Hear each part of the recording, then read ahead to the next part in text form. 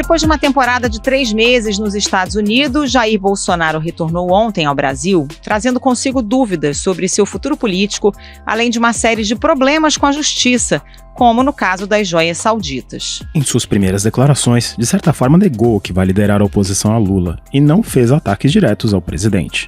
Ao mesmo tempo, jogou água fria sobre rumores de que a ex-primeira-dama Michele Bolsonaro poderia se candidatar a um cargo no executivo em breve. Ela falou que não quer saber de cargo no executivo, está fora disso aí, até porque não tem a vivência. Até para você ser prefeito, não é fácil. Eu vejo muitos prefeitos que, quando terminam o mandato, apesar de ter feito um bom trabalho, se arrepende, dado o número de processos que responde, em especial por probidade administrativa. Por enquanto, o Palácio do Planalto evita um embate direto. A ordem é dar atenção a pautas importantes para o governo, como o novo arcabouço fiscal, para tentar isolar Bolsonaro e seus aliados. O retorno de Bolsonaro ao Brasil é o tema do Ao Ponto de hoje. Nesse episódio, recebemos o repórter especial Eduardo Graça, que estava no voo que trouxe Bolsonaro de Orlando para Brasília. Da capital federal, as repórteres Alice Cravo e Jennifer Goulart revelam os detalhes da recepção a Bolsonaro no aeroporto e de como o governo Lula pretende lidar com o ex-presidente. Eu sou Carolina Moran. Eu sou o Felipe Barini. O Ao Ponto de 31 de março começa agora. Vem com a gente.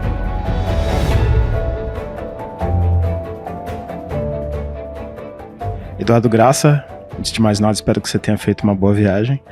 Esse retorno do Bolsonaro ao Brasil foi marcado e adiado muitas vezes, finalmente confirmado agora. Você estava no avião com ele. Conta um pouco do clima antes do embarque no aeroporto de Orlando, que é lar de uma grande comunidade brasileira. Curiosamente, Bolsonaro foi derrotado em outubro do ano passado por ali. Como que estava o aeroporto na chegada do Bolsonaro ali antes do embarque? Olha, ele passou pelo aeroporto de Orlando como se ele estivesse disputando uma eleição.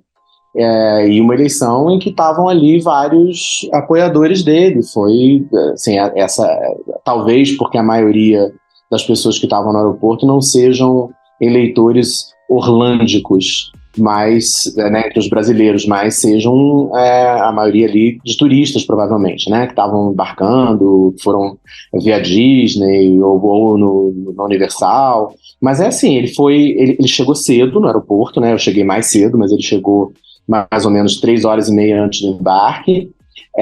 Os 3 acompanhantes dele foram os que fizeram check-in, fizeram toda a parte de mala. Ele entrou direto para a imigração, mas ele não conseguiu ir direto para a imigração, porque ele foi sendo parado por pessoas, crianças que vinham abraçá-lo, mulheres que queriam beijá-lo, pessoas que queriam falar que votaram nele, queriam tirar foto nele, e ele muito solícito, muito tranquilo, conversando com todos na maior calma. O único momento que, já na imigração, ele se irritou foi quando a imprensa profissional chegou para conversar com ele, fazer perguntas que ele não estava muito interessado em responder, e ali, quando ele percebeu que a viagem seria juntamente com a imprensa, ele ficou um pouco irritado.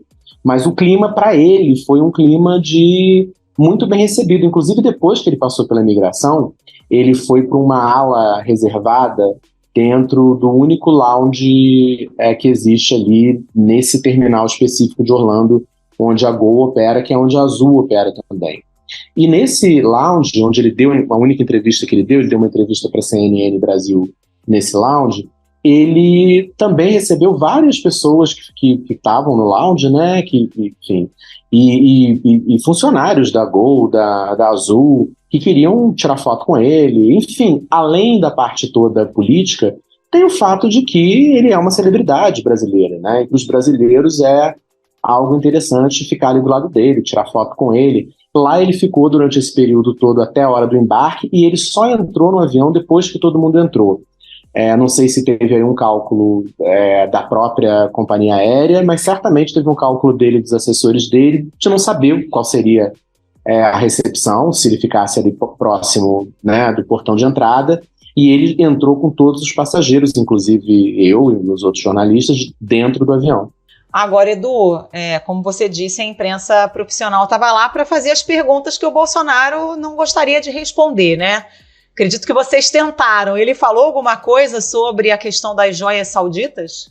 Para o Globo e para a Folha de São Paulo, ele não falou. Quando a gente conversou com ele, e o abordamos, né? Estávamos lá, o Globo, a Folha de São Paulo e a CNN Brasil. A Record também estava lá do lado de fora, mas como eles não tinham comprado passagem, era uma equipe local, e como eles tinham equipamento, eles foram barrados, não entraram no aeroporto.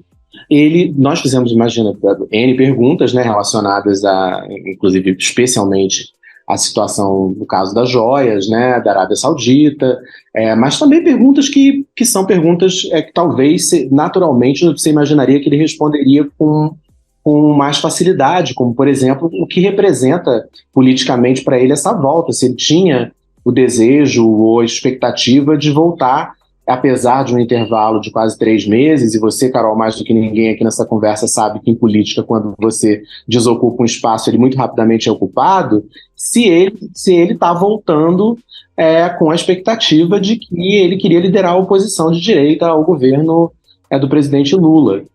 E ele não quis responder nem isso, e disse que não conversaria nem com o Globo, nem com a Folha de São Paulo, porque os dois veículos, segundo ele, falam muito dele, falaram durante a eleição e voltaram a falar agora. O agora, nós entendemos que é o período em que ele estava em Orlando, né? Que ele estava nos Estados Unidos desde o final de dezembro, quando ele não entregou a faixa presidencial para o sucessor eleito dele.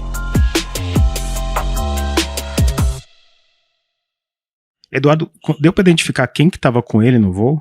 Então, ele foi acompanhado dos 3 assessores que foram destacados para ficar com ele desde dezembro, né?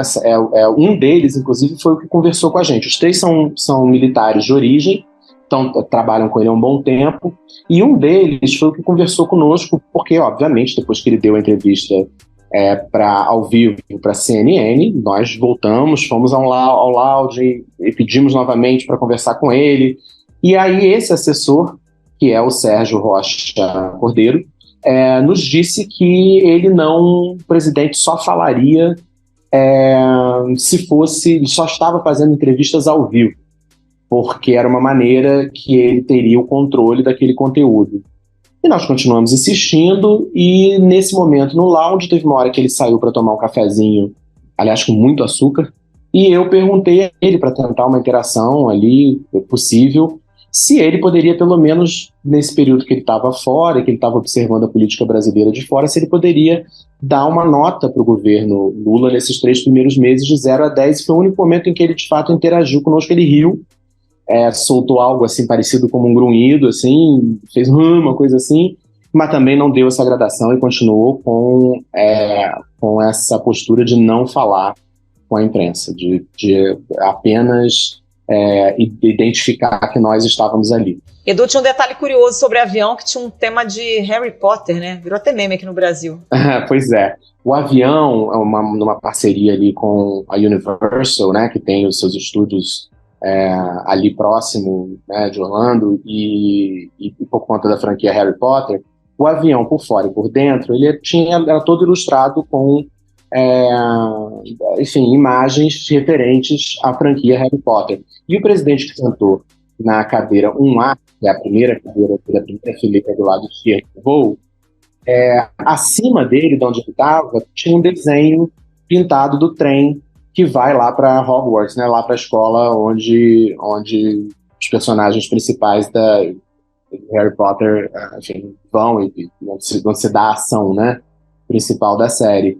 Então foi curioso, ele está sentado ali, dormindo ali, né, chegou um momento em que ele, depois de passar um bom tempo no celular, ele estava com aquela proteção de pescoço, né, para você ajudar a dormir. Teve uma hora que ele deu uma cochilada, e era uma imagem, no mínimo, curiosa de ver o ex-presidente do Brasil dormindo num voo em que ele voltava para cá com uma série de questões, né, pendentes, e que a gente nem ele, nem nós sabemos exatamente o que vai acontecer nessa volta dele, e ele ali aparentemente tranquilo, dormindo, um sono tranquilo.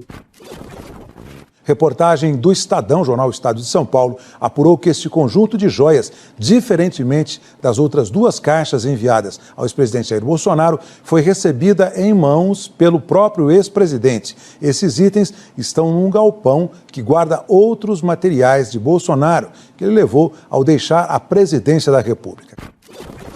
Nesse tema do sono tranquilo, no voo ele aparentemente se descreveu na sua reportagem no Globo, essa tranquilidade, aplauso de alguns passageiros, reação contrária de outros, e é uma tranquilidade que de certa forma contrasta com as questões jurídicas e políticas que ele vai enfrentar agora que chegou ao Brasil de novo, né? Sim, majoritariamente as demonstrações foram de apoio a ele, tanto no aeroporto quanto dentro do voo, dentro do avião, desculpa. No voo dentro do avião teve um momento, logo quando ele entrou, que uma pessoa gritou bem forte cadeia, mas foi apenas uma pessoa, a grande maioria o aplaudiu. No voo todo, eu consegui contar umas 30 pessoas que foram 30 passageiros que foram até onde ele estava sentado para tirar foto, para conversar com ele. Uma dessas pessoas, inclusive, um empresário de Brasília, conversou um pouco mais com ele e perguntou para ele, depois contou para mim, perguntou para ele se ele consideraria essa volta dele ao Brasil uma passagem de bastão no comando da direita do país para nomes como o do governador de São Paulo, Tarcísio de Freitas, o governador de Minas Gerais, Romeu Zema, e ele teria respondido para esse empresário que ele está aberto a isso. E a gente sabe que ele volta com uma série de questões complicadas na justiça, né? Não só, a gente não está falando só das joias, mas tem toda a questão dos atos golpistas e do quanto o discurso dele impulsionou, e várias outras questões. Ele parecia o tempo inteiro absolutamente sereno, tranquilo. Se ele estava, de alguma maneira, nervoso, tenso com essa volta de hoje ao Brasil, ele disfarçou muitíssimo bem. O único momento em que, de fato, ele se incomodou foi quando ele foi questionado pela imprensa profissional de questões que ele não gostaria de responder. O que me chamou a atenção um pouco é o fato de que ele ficou mudo, o que, claro, leva você a várias questões, né, de um desrespeito ali ao exercício do jornalismo, mas é diferente de quando ele esteve no poder, né, e comandava ali o governo federal, e que muitas vezes teve bate-boca, ele distratou a imprensa. Dessa vez ele preferiu se manter calado.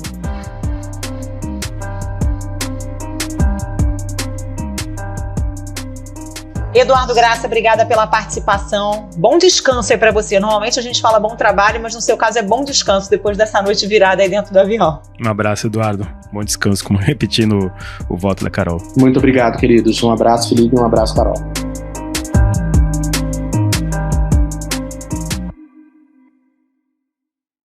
Alice Cravo, antes de mais nada, bem-vinda ao Ponto.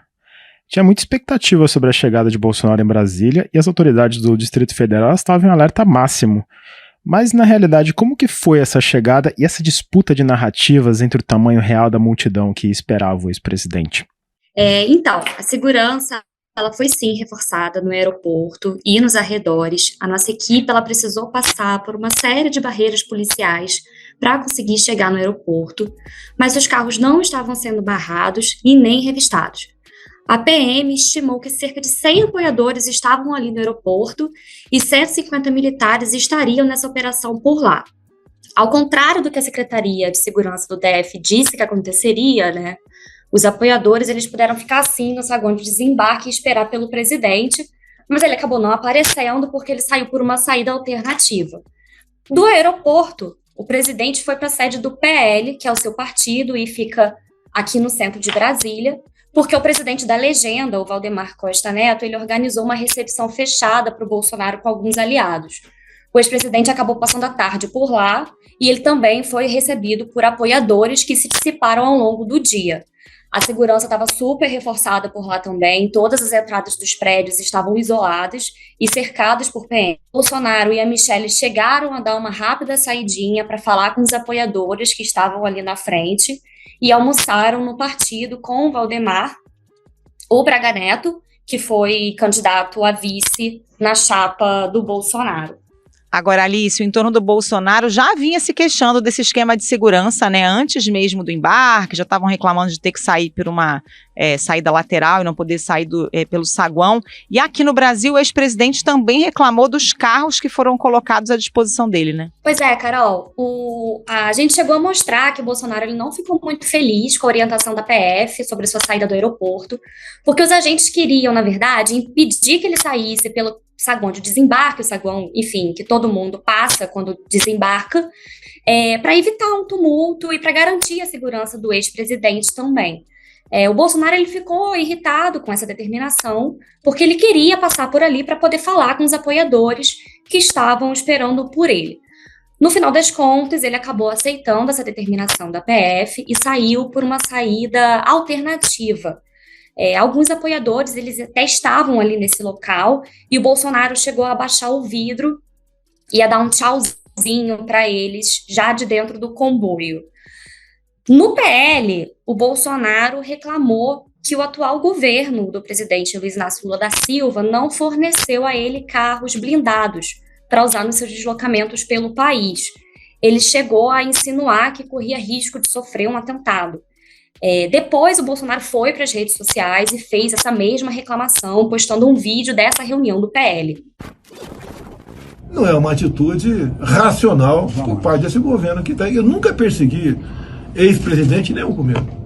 Tudo que foi pedido, nós concedemos, fomos até além em alguma coisa. Agora, comigo, pela volta, anuncia, não tem mais carro blindado para você. Tá dando um recado. Eu só posso entender isso aí. Civil da Presidência da República, que é o órgão responsável por fornecer os automóveis, chegou a alegar que o decreto que regula o uso dos veículos pelos ex-presidentes da República não prevê que eles sejam blindados. O Bolsonaro, durante o evento do PL, também estava usando um colete à prova de balas por baixo da sua roupa, mas isso é um protocolo padrão do presidente. Ele sempre aparece com esse colete à prova de balas por baixo das roupas nas aparições públicas, e ele fazia isso até mesmo enquanto era presidente da República. Alice não teve discurso em carro aberto aos apoiadores, como alguns aliados disseram que aconteceria. Ele falou, como você disse, no evento fechado no PL. Lula foi mencionado rapidamente, nem pelo nome, né, mas ele deu sinais sobre o seu futuro, como essa ideia de ser líder da oposição e também sobre a participação da ex-primeira-dama Michele Bolsonaro em futuras disputas eleitorais. Conta um pouco pra gente o que ele falou em Brasília.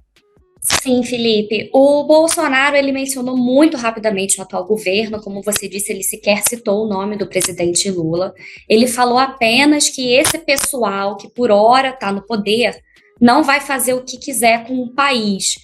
Nessa fala, o ex-presidente Bolsonaro ele estava com parlamentares aliados, tanto do PL quanto de siglas aliadas, e ele elogiou o Congresso Nacional, que ficou com um perfil mais conservador depois dessas últimas eleições, e que ganhou, inclusive, nomes importantes do bolsonarismo.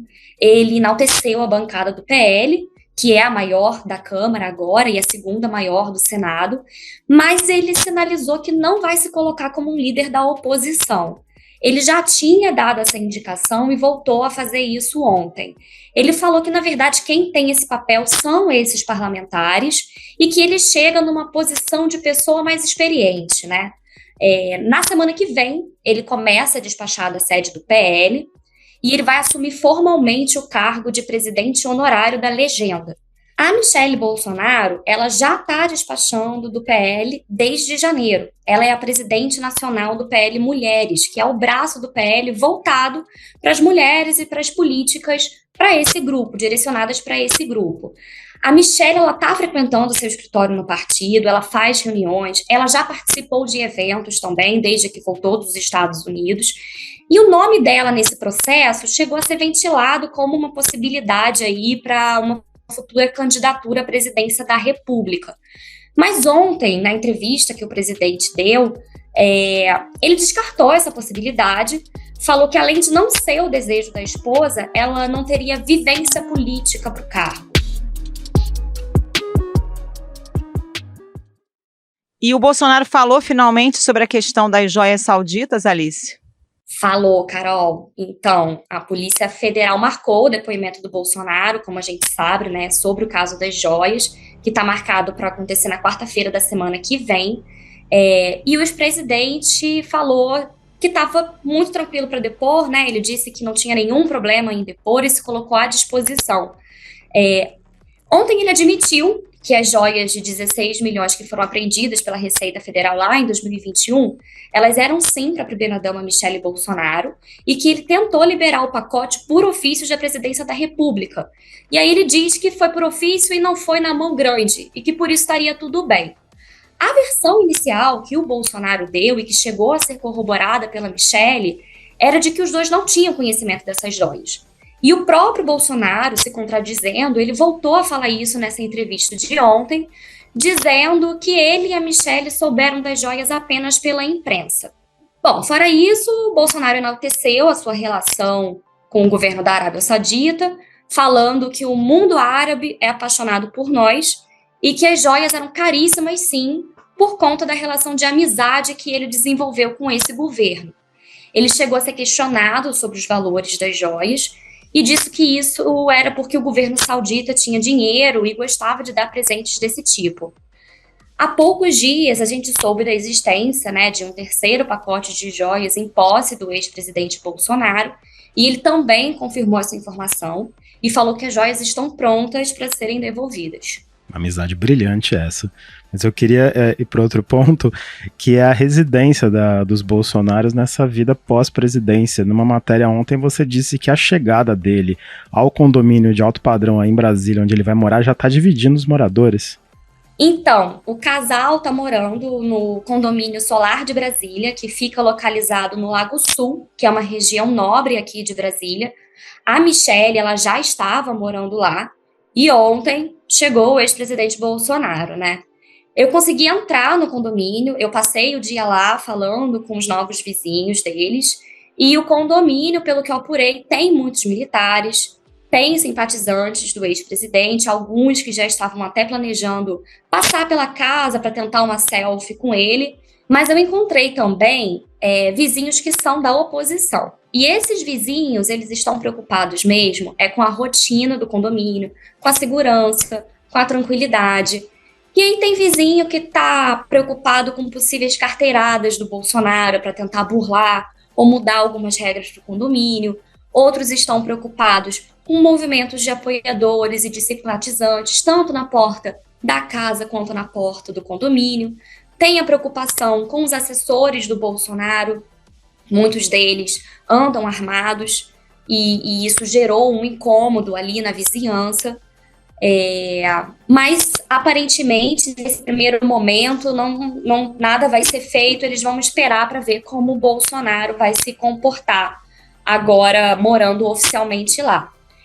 Eu cheguei aí à casa do ex-presidente, ela é de uma amiga da Michele, o casal que está arcando com os custos, né, não é o partido, como chegou a ser divulgado num primeiro momento.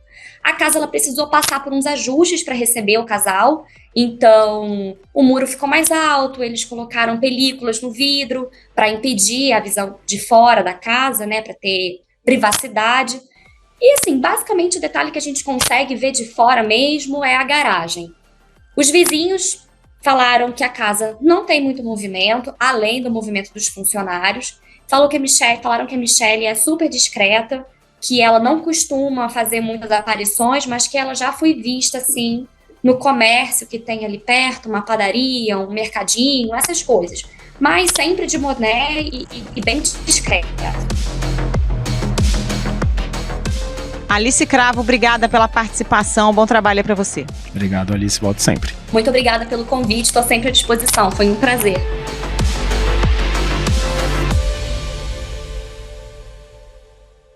A volta de Bolsonaro é um alerta para o PT e para o governo de como eles precisam ficar atentos, fortes, de que sim tem oposição no país e que o Bolsonaro fica dizendo que não quer liderar a oposição, balela, ele já está liderando. Ele fez esse gesto para o Valdemar, mas o influencer é ele. Jennifer Goulart, o Eduardo Graça já falou aqui com a gente no podcast do Bolsonaro no Voo para o Brasil. A Alice Cravo falou dos primeiros movimentos do ex-presidente ao chegar por aqui. E agora a gente quer saber quais são as primeiras reações do governo Lula a esse retorno. Tem alguma ordem sobre como agir, o que falar aí nos próximos dias, inclusive em relação aos comentários do presidente Lula? Já de cara o governo lançou o novo arcabouço fiscal exatamente no mesmo dia da chegada de Bolsonaro, né? A estratégia traçada pelo Palácio do Planalto é evitar a todo custo rebater eventuais ataques do ex-presidente Jair Bolsonaro. Eles têm aconselhado o presidente Lula a fazer o mesmo, não antagonizar com um adversário que, embora tenha força política, ou atualmente não tem mandato. A avaliação entre petistas e aliados do presidente é que rivalizar com Jair Bolsonaro nesse momento é dar palanque ao ex-presidente.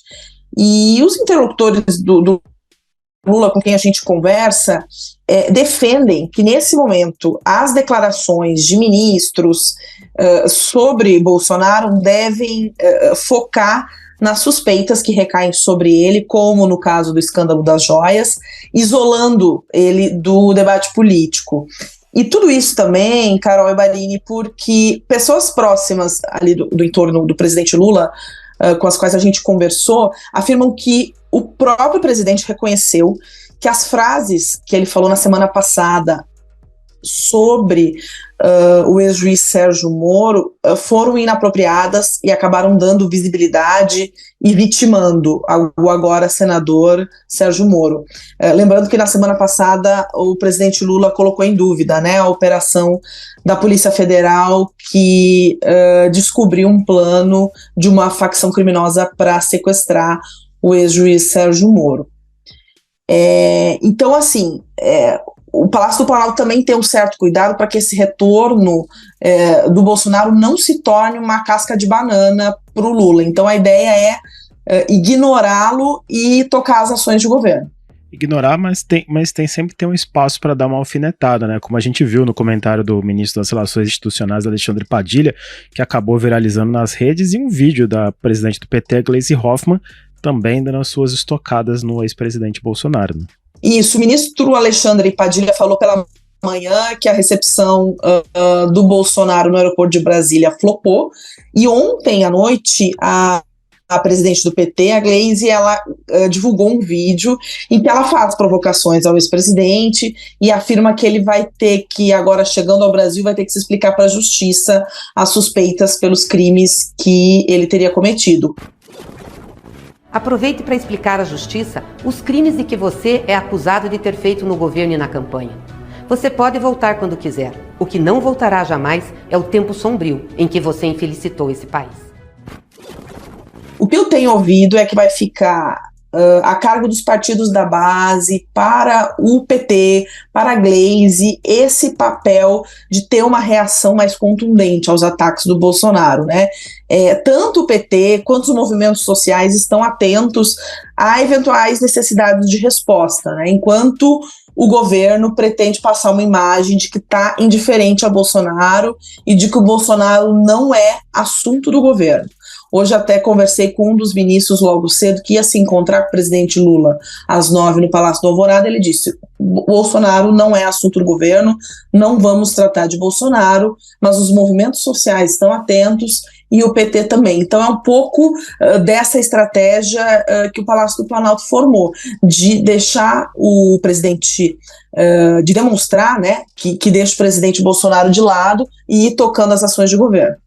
Jennifer, você e o Sérgio Rocha publicaram uma reportagem no Globo explicando que o Planalto quer usar a agenda do governo, como é o caso do novo arcabouço fiscal, para tentar isolar o Bolsonaro e seus aliados. Como é que isso deve funcionar? Desde o início do governo, o Palácio do Planalto ele tem tentado trabalhar para isolar o Bolsonaro politicamente. E com o retorno do Bolsonaro ao Brasil, o governo enxerga como mais uma possibilidade de dar mais um passo nessa estratégia. E como é que tem sido essa tarefa, né? Os articuladores de Lula, tanto na Câmara quanto no Senado, eles têm tentado conversar com quem for possível. o que vale para a relação com o PP, os republicanos, e em algum nível até com o PL, que é o partido do ex-presidente Bolsonaro, de se aproximar da centro-direita e isolar esse núcleo duro do bolsonarismo, diminuindo a capacidade de repercussão do ex-presidente. Essa é a meta dos articuladores do presidente Lula no Congresso. Mas o governo tem sim uma expectativa de que o governo, de que o próprio avanço, né, das discussões do novo arcabouço fiscal, a gente teve ontem o ministro da Fazenda, Fernando Haddad, conversando com líderes da Câmara, hoje pela manhã falando com líderes do Senado e depois detalhando em coletiva de imprensa os detalhes da nova regra fiscal, que isso ajuda a dividir a atenção do retorno do ex-presidente Bolsonaro ao Brasil, né? A avaliação é que se trata de um assunto amplo, que envolve diversos atores, interessa ao mercado e que não pode ser usado pelos aliados do Bolsonaro como um factoide que foi produzido pelo Planalto de última hora para dividir a atenção. Além disso, também já tem uma reação positiva do mercado em relação aos detalhes do arcabouço fiscal apresentado pela manhã. Até esse momento tem dólar em queda, a bolsa subiu, então assim, já tem uma repercussão positiva também, que esse projeto que acabou sendo divulgado, os detalhes dele horas depois do ex-presidente Bolsonaro aterrissar em Brasília.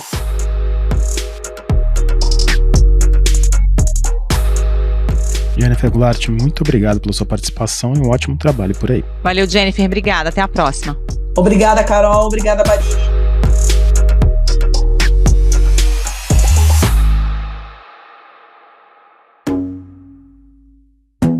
Esse foi o Ao Ponto de hoje, o podcast diário da redação do Globo. Nessa conversa, a gente conta com a participação de toda a equipe do jornal, as mesmas pessoas que levam até você informação e análise de qualidade todos os dias. Quer saber mais? Assine o Globo. Acesse assineglobo.com.br e confira todas as notícias e reportagens especiais. A edição foi de João Guilherme Lacerda. Até mais. Até mais.